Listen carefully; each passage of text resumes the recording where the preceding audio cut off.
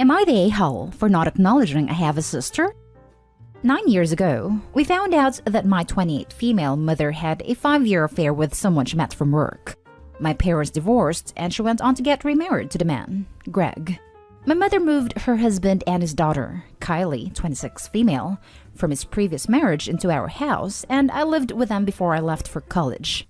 I remained in minimal contact with them until Kylie joined my company and started working in my department. Nobody was aware of our relation since we had different last names, and I had told Kylie not to disclose anything about this. Last Friday, while clocking into work with a few of my co-workers, Kylie came up to me to ask if I could come home for a family dinner. By lunch, our entire department was gossiping about it, and Kylie would confirm their suspicions. Fed up, I told the department that I do not have a sister. Things died down at work, and I agreed to make it to dinner considering it was my mother's birthday. At dinner, I was bombarded with questions about why I refused to acknowledge my sister at work and refused to even call her my sister. Greg told me I was a petty boy for embarrassing Kylie at work and that he has had enough of me mistreating his daughter.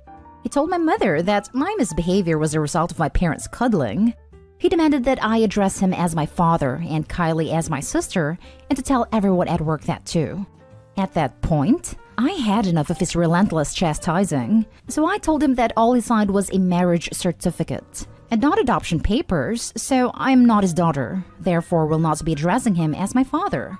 I brought up the fact that I know my dad had created an account for my college fund and paid child support each month, but they used the funds to purchase a new car and to pay off credit card debt. Back then, they told me that I would have to get a part-time job to help with paying off college, because money was tight since they just got a new car. I always found it weird that Kylie never had to get a job to go to college and could afford to stay in a nice apartment during. Kylie was crying by the end of the argument. My mother broke down and yelled at me to stop, while Greg called me an ungrateful witch. I told them that if they only have the capacity to acknowledge and care for one daughter, then do not expect me to be in Kylie's life as her big sister, and left the house. I guess Kylie posted about it in social media because friends and family called me up. Some told me I was being harsh and unfair to Greg and my mother who took care of me, as well as Kylie who had nothing to do with this, while some understood where I was coming from. So, am I the a-hole for doing this? Now for the top comments. They stole your money. Sue the hell out of your cheating mother. To be honest, I'd stop calling her mother. Cheaters don't deserve any better. Yeah, if she was 19 and received money from her father that the mother and stepfather stole, then that's theft. Why did the dad not just give it directly to the daughter though?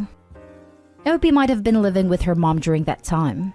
I think some places require you to pay child support not until the child is 18, but independent. I guess Kylie posted about it on social media. This is where I have a problem with Kylie.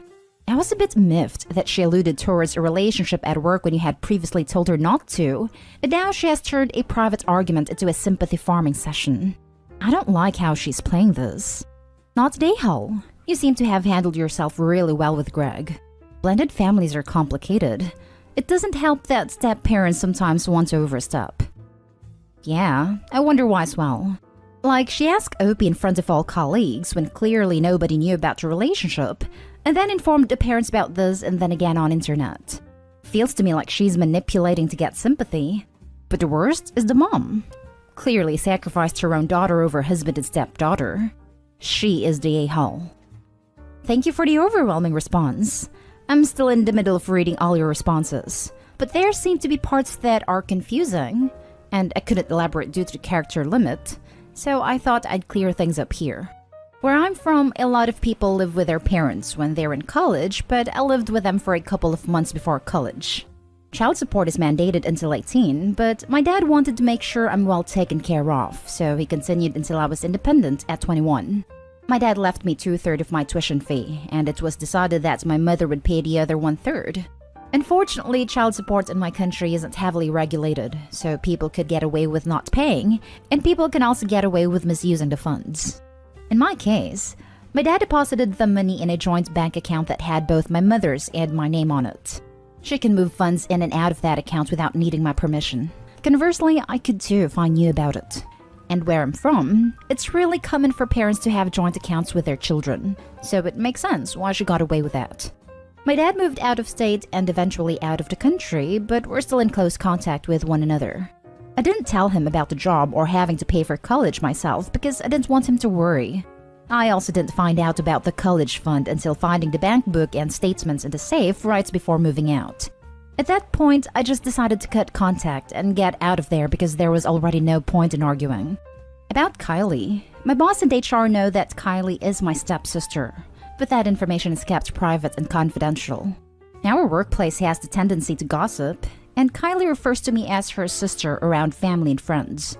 I ask if we can maintain our relationship at work strictly professional, which means not referring to me as her sister because I didn't want our co-workers to think that she got into our company because of our relations. She agreed. As for her social media post, she posted a solemn picture on Instagram and captioned, "Tonight is the most terrible night of her life because her family was breaking apart." When prompted in the comments, she elaborated on how I blew up at them and said I would be cutting ties. While I understand that Kylie is innocent and that I shouldn't extend my resentment from my mother and Greg towards her, so I treat her like a co-worker, but I can't bring myself to see her as my family or a friend, and I'm finding it even harder to do so after her social media post. Sorry for a super long comment, and I hope this clears a few things up. If there's anything else that's confusing, I would be glad to elaborate. Kylie isn't so innocent.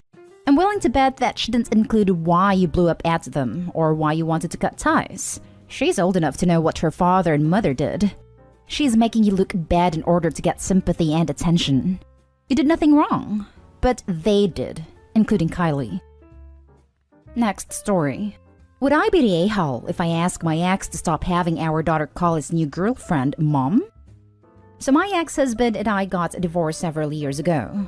I got remarried in January 2021, and he started dating someone that same month. My ex-husband knocked up his fairly new girlfriend, and our daughter 8 is starting to show resentment towards them. When I got remarried, my daughter started calling my husband Daddy. It was completely unprompted.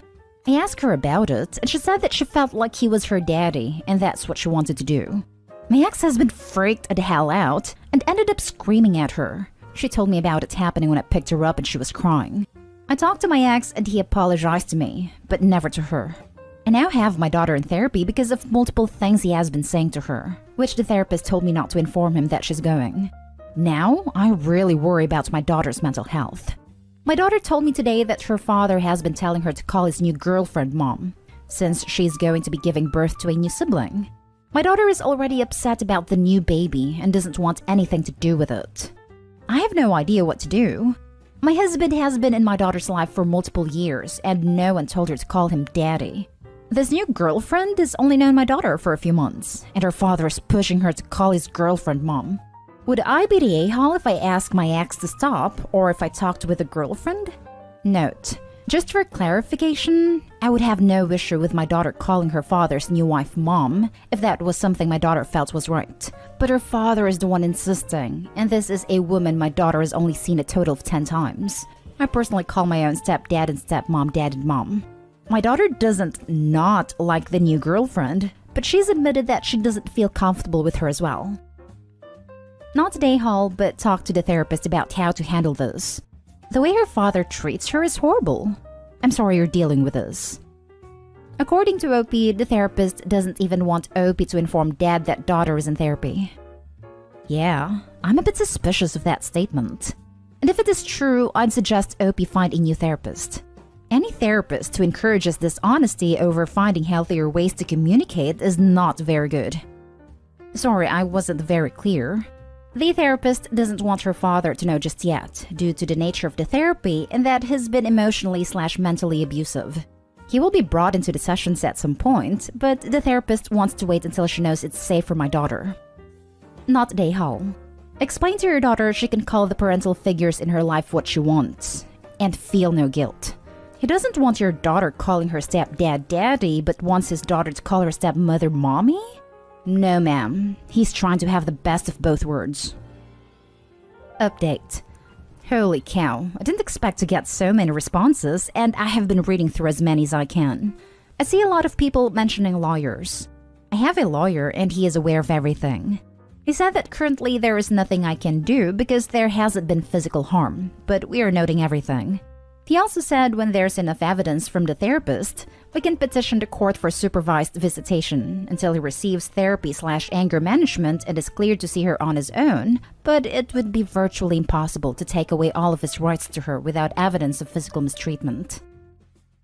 Now for the next story.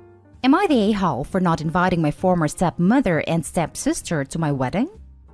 My parents divorced when I was 3. Dad remarried when I was 9, and he died when I was 19. After his death, his wife's stepdaughter and I didn't really keep in touch with each other. That was more my choice than theirs. I was never particularly close to them, and had spent more time with my mom than my dad while they were married, because of the distance he lived from us. And when he was gone, I didn't see a point in staying in touch. My grandparents continued to keep in touch with them though, and even told them when I got engaged, and then when I sent invites out last week. After, they got upset about not being invited, both them, and my grandparents started giving me crap for it. My grandparents gave my former stepsister my number and she gave it to her mom. I heard everything from they're still family to it's a slap in the face when people ask why they aren't there. After 7 years of no contact, I wasn't expecting this. My grandparents expressed real disappointment in me though, which is why I came here. With everyone pissed at me and thinking of me as the a-hole, I had to ask. So tell me, Reddit, am I the a-hole? Now for the comments. Not the a-hole. Relationships are two-way streets, with both sides needing to make an effort. If either side wants to participate in the fun events like weddings, graduation parties, and baby showers, then they need to put in the work of weekly/monthly communication to have that expectation. I have an older stepbrother who I have had 3 conversations within 16 years. I still consider him family, but just distant. If you want to be close, got to meet at least part way. Not the a-hole. It's your wedding. You and your partner choose the guests based on their significance in your lives. Not the a-hole. Why is your grandma creating drama for you when you're getting ready to get married? That's just rotten of her. If you don't consider the stepmother and stepsister to be family because you never developed a bond with them and didn't see them much while your dad was alive, your feelings and reactions are totally understandable. Is your grandma bored? Lonely and miserable without much to do besides creating drama where she can find it? Why on earth is she handing out your number to people without asking you first? Sorry to tell you this, OP, but your grandma is the huge a-hole in this situation. I figure this must be your dad's mom, so she considers your stepmom to be her daughter-in-law and thus her family. Still no reason to try and force that BS onto you. Sorry you're dealing with that. It's not just my grandma, but both my grandparents on my dad's side. Tell them your ex-stepmother and stepsister are not your family. You had little to do with them when your dad was alive, and you've had no relationship with them since he died. Tell them to stop talking about you to them, that they're only creating unnecessary drama by doing so, and if they don't, you'll have to limit contact with them. Tell them you're blocking your ex-stepmother and stepsister, and you will not discuss it further. Your ex-stepmother and stepsister are literally strangers to you. They aren't even distant extended family who you see a few times a year. You don't have to spend money on entertaining them for appearances. People, other than your grandparents, will think nothing of them not being there, as they haven't been part of your life for over 7 years. Shut your grandparents down, and then refuse to discuss it further, and don't waste mental energy thinking about it either. Last story is titled, Am I the a-hole for expecting my ex to treat all his kids the same? My ex-husband Paul and I have 3 kids together. Since splitting, we have both found new partners and he has had another child, Ollie, with his new partner, Becky. My children spend every other weekend at their dad's. My daughter is about to turn 13 shortly, and it falls in Paul's weekend. Ollie and my daughter have an 11-year age gap, and Ollie was born the day after my daughter's birthday. We hoped that as the 2 children were born on different days, that there would be no problems. The whole family made running jokes through Becky's pregnancy about her crossing her legs tightly for my daughter's birthday, as her due date was so close. Paul and Becky have decided to have a birthday party for Ollie on my daughter's birthday, and also celebrate hers on the same day. My daughter was very unhappy that she will turn 13 and has to go to a toddler's party, and has to stay home that weekend and have a sleepover with their friends instead. I have contacted Paul to see if this is okay, and he had a go at me for messing with the plans. Am I the a-hole for expecting him to accept his 13-year-old daughter wants her birthday to be about her? Ollie is so young he doesn't know the date, so surely his party can be any other day? Thanks for reading. Not the a-hole. How can he possibly think she wants to share a birthday with a toddler at the brink of her teens? Her birthday's for her, so I don't blame her or you. One birthday celebrated on Saturday and one celebrated on Sunday. Easy peasy. Not the a-hole. Especially if she wants a sleepover as opposed to a kid's party. She could have had a cake and sleepover party with her friends, and family could wish her happy birthday the next day at Ollie's party. Not the a-hole. For X, it's convenient. Ollie probably won't remember. But your 13-year-old will. X made these plans without considering 13-year-old feelings about it. She wants to sleep over. How does that ruin his plans? If 13-year-old doesn't want to go, she shouldn't have to. It's her birthday, not X's. It does not inconvenience him in any way. You're the one who will be watching over the sleepover. If X wanted to be a part of the celebrations, he should have asked 13-year-old what she wanted. I highly doubt that the X planned any of this. I bet the stepmom planned a birthday party for her child on her stepdaughter's birthday. She can't see her obvious favoritism, so she believes having a cake and presents for the 13-year-old on the same day is equal acknowledgement.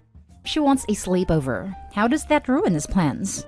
He's not worried about his plans being ruined. He's worried if his family and friends will judge him for celebrating his 2-year-old's birthday on the older child's birthday. If she's there and gets a token cake and presents, it's all good. If she chooses to stay with mom, then everyone knows she's unhappy with the favoritism. Isn't it Jane's birthday? Where is she? That above is what he wants to avoid.